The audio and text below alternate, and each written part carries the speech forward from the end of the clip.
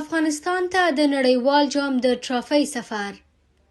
د 2023 راتلونکي نړیوال جام ټرافي نن سهار افغانستان ته راورسېده. دا ټرافي د افغانستان د کرکټ بورډ چارواکو له متحده عربي اماراتو مستقیم هیواد ته راوړله او 2 ورځې به د افغانستان په بیلابیلو ځایونو کې نندارې ته وړاندې شي. هیوادوال افغانستان ته د نړیوال جام د ټرافۍ په سفر خوښ دي او له کرکټ بورډ غواړي چې د ټرافي د افغانستان په لویو ښارونو لکه کابل، جلال آباد، مزار او کندهار کې نندارې ته وړاندې شي. خو حیثیت له کرکټ بورډ ځینو سرچینو ویلي چې د نړیوال جام ټرافي به نن ماښام په یو ټلویزیوني پروګرام کې راڅرګنده شي او د دې ترڅنګ به د دارالامان مړی مخې، مزار شریف ښار، د ماهیپر غرونو څوکې او د هیواد یو شمېر نورو تاریخي ځایونو ته ویوړل شي.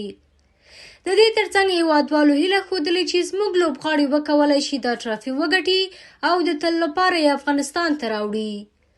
وروستی ځل افغانستان ته په 2013 کال کې د 2019 کال د نړیوال جام ټرافي راغلی وه. په همدې حال کې د افغانستان د کرکټ ملي لوبډله په اسیا جام سیالیو کې له ښو لوبو کولو وروسته پرون مازدیګر هیواد ته راستنه شوه او راتلونکي اکتوبر میاشت به د نړیوال جام لپاره ورځي.